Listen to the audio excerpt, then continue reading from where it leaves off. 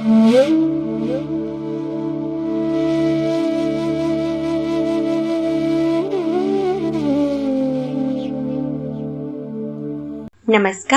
किताबें बहुत सी में आप सबका एक बार फिर से बहुत बहुत स्वागत है। आज मैं आपके लिए लेकर आई हूँ मालती जोशी जी की कहानियों में से एक कहानी जिसका शीर्षक है बकुल फिर आना। तो आइए कहानी शुरू करते हैं। अम्मा, बाहर कोई आया है। नकुल ने आकर सूचना दी तो उनका माथा सलवटों से भर गया। पता नहीं क्या होता जा रहा है उन्हें आजकल।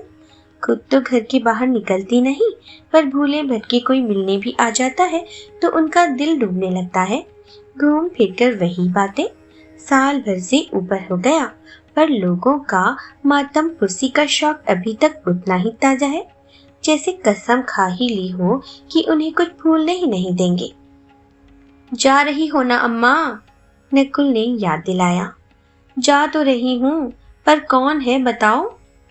अब खुद ही देख लो ना जाकर, मैंने तो पहचाना नहीं। नकुल ने बेजारी से कहा और पढ़ने बैठ गया।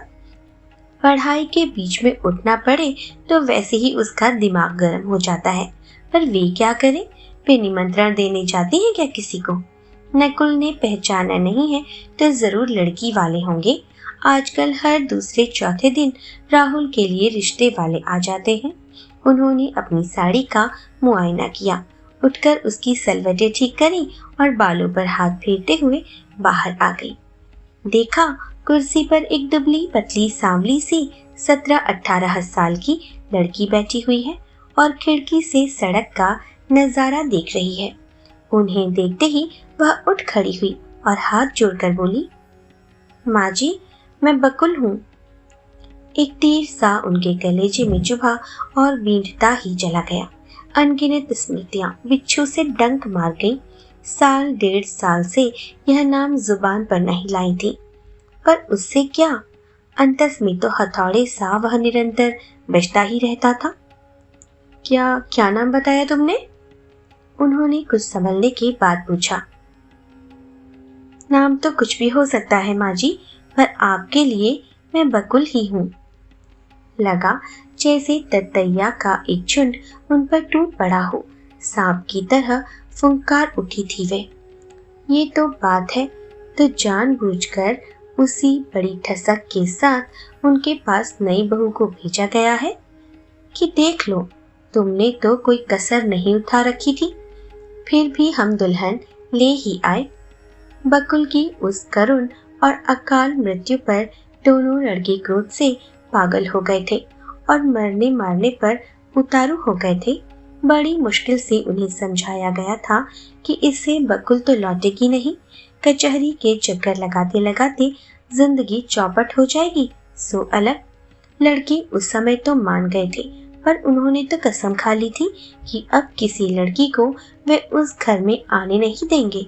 इसलिए बिरादरी में हर कहीं वे अशोक का, उसके माता पिता का बखान कर चुके थे। जहाँ कहीं भी बात चलती, दोनों भड़क पड़ते, दोस्तों की टोली लेकर पहुंच जाते, समझा बुझाकर या धौंस टपट कर रिश्ता तुड़वा कर ही मानते। पर हिंदुस्तान में लड़कियों की कमी तो है नहीं, वे लोग भी कम चालाक नहीं थे। ऐसे चुपके से ब्याह कर आए कि किसी को कानो कान खबर भी न हुई। अखबार में दोनों की फोटो निकली, तब जाकर पता चला। सामने खड़ी लड़की को देखा और उन्हें फूल सी बकुल का आग में झुलसा विकृत चेहरा याद आ गया। मन जैसे सुलग उठा। इच्छा तो हुई कि नकुल से कह दे, इसे धक्के मारकर यहाँ से निकाल दे, पर मुंह से जहर डूबे स्वर में वह इतना ही कह पाई, तो तुम हो वह? क्या सोचकर शादी की है उस राक्षस से? माँ जी, हिंदुस्तान में लड़कियां शादी करती ही कहाँ हैं? वह तो हो जाती है। उन्होंने चौंक कर देखा। लड़की का चेहरा हंसमुख था, पर आंखें गहरी झील सी उदास थी। अब उन्हें यह भी भान हुआ कि लड़की अब तक खड़ी है।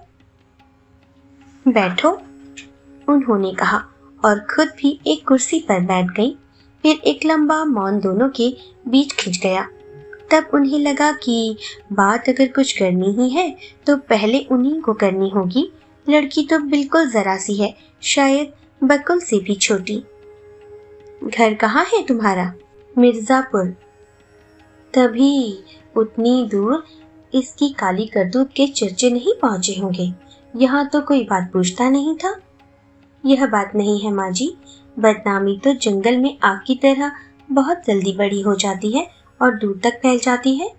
फिर क्या? उसी बदनामी के कारण तो शादी संभव हो सकी। मतलब यह कि सस्ते में सौदा पट गया।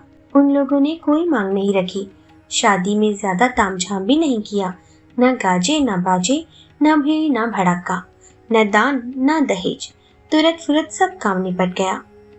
क्यों जानबूझकर कोई मक्खी निकलता है? वे अवाक थी। हम लोग 4 बहनें हैं माँ जी, लड़की ने शांत स्वर में कहा। दोनों बड़ी बहनों को पार लगाते लगाते पिताजी का दिवाला पिट गया है। नौकरी पेशा आदमी है बेचारे। जायदाद के नाम पर एक घर है जिसमें हम लोग रहते हैं। छोटी दीदी की शादी में वह भी रहन पर दे पड़ा था। ऐसे में अगर एक लड़की सस्ते में निपट जाती है तो बुराई ही क्या है? वे सिर से पांव तक सिहर उठी। 10 तोला सोना और 15,000 नकद देने के बाद भी उनकी लड़की को नहीं बख्शा गया था और इस दुबली पतली नाजुक सी लड़की को खाली हाथ भेज दिया इसके माँ बाप ने। इस पराए परदेश में उस पर जो बीतेगा उसे कोई देखने सुनने वाला भी नहीं। क्या सोचने लगी आप? बेटे, तुम्हारे माँ बाप ने यह अच्छा नहीं किया। तुम इन लोगों को अभी जानती नहीं हो। जानकर हो ही क्या जाएगा माँ जी, जो भाग्य में लिखा होगा वही तो होगा। दान दहेज सुरक्षा की गारंटी तो नहीं दे सकते। हाँ, ठीक कह रही हो लड़की, दान दहेज सुरक्षा की गारंटी कहाँ दे पाते हैं। पता नहीं उन्हें क्या सूझी, उठी और बीच का दरवाजा बंद कर लिया। फिर जैसे सफाई देते हुए बोली, देखो मैं तो बूढ़ी हो चुकी हूँ, सो जब्त कर गई, पर बच्चे तुम्हें सहन नहीं कर पाएंगे। मुझे मालूम है, मैं दरअसल राखी के दिन ही आने वाली थी। सोचा मेरे रहते भाइयों की कलाई सुनी नहीं रहनी चाहिए, पर हिम्मत नहीं पड़ी। सोचा पहले माँ से मिलूंगी, माँ अपना लेगी तो भैया लोग अपने आप ही माफ कर देंगे। नहीं, माफी किस बात की, तुम्हारा कोई कसूर थोड़े ही है। यही तो मैं कहती हूँ, मेरा कसूर थोड़ी ही है, मुझसे क्यों नाराज रहेंगे आप लोग? उसके भोलेपन पर निहाल हो गई वे। धीरे से पूछा, यहाँ कैसे आई? घर पर बताया था? मम्मी पापा तो इन दिनों हरिद्वार गए हुए हैं। दोपहर को तो घर पर कोई नहीं रहता। मेहरी को साथ लिया और चली आई। उसकी अंदर आने की हिम्मत नहीं पड़ी, दूर से घर दिखाकर चली गई। तुम्हें डर नहीं लगा? डर कैसा? अपनी माँ के पास आने में डर कैसा? नाराज ही तो होती। उससे क्या फर्क पड़ता, माँ की गालियां थोड़ी ही लगती हैं बच्चों को। गदगद हो आई वे, मुग्ध भाव से उसे देखती रह गई। घड़ी ने टन टन कर 4 बजाए और वह उठ खड़ी हुई। अब चलूंगी माँ जी, दफ्तर से लौटे इससे पहले मुझे घर पहुंचना है। अशोक से छिपकर आई हो?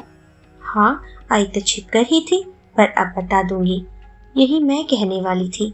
मेहरी कुछ उल्टा सीधा कहे इससे पहले खुद ही बता देना। एकाएक वे इस भोली सी लड़की के लिए चिंतित हो उठी।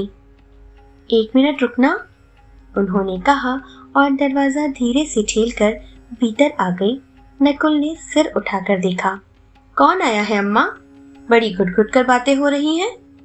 मन हुआ कि बता दें, पर जब्त कर गई।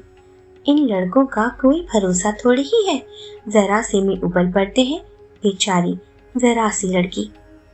यह तो गनीमत हुई कि राहुल घर पर नहीं है। वह तो नकुल जैसा सीधा साधा भी नहीं, फौरन भाप लेता। उस दिन पेपर में फोटो निकली थी, उसने संभाल कर रखी हुई है। कह रहा था किसी दिन रास्ते में नजर आ गए दोनों तो तेजाब डाल दूंगा मुंह पर। उसके दफ्तर से लौटने से पहले ये जा रही है, यही अच्छा है। वे बाहर आई तो लड़की ने पूछा, यह क्या है माँ जी? कुछ नहीं बेटे, थोड़ा सा शगुन है। पहली बार घर आई हो ना, मुझे माँ कहकर भी पुकारा है, खाली हाथ कैसे जाने दूं? ना माँ जी ना, आज नहीं, आज तो सिर्फ आपका आशीर्वाद लूंगी। जिस दिन भैया लोगों को अपने हाथ से टीका करूंगी उस दिन जो भी देंगी ले लूंगी, पर आज माफ करें। और यह एकदम पलटकर चल दी। वे खिसक कर दरवाजे तक आई, तब तक वह सीढ़ियां उतर चुकी थी। वहीं खड़े होकर उन्होंने आवाज दी, फिर आना। वह पलटी और हंसती। उसकी आंखों की कोर गीली थी, पर वह हंस रही थी। हे ईश्वर, ये इसी तरह हंसती रहे, उन्होंने ठाकुर जी के सामने हाथ जोड़कर कहा। पर उनका जिद्दी मन वहीं देरी पर खड़ा पुकार रहा था, बकुल फिर आना, फिर आना। तो आप सुन रहे थे दिल को छू लेने वाली कहानी बकुल फिर आना। आपको कहानी कैसी लगी हमें कमेंट करके जरूर बताइए। अगली कहानी में आपसे जल्दी ही मिलती हूँ।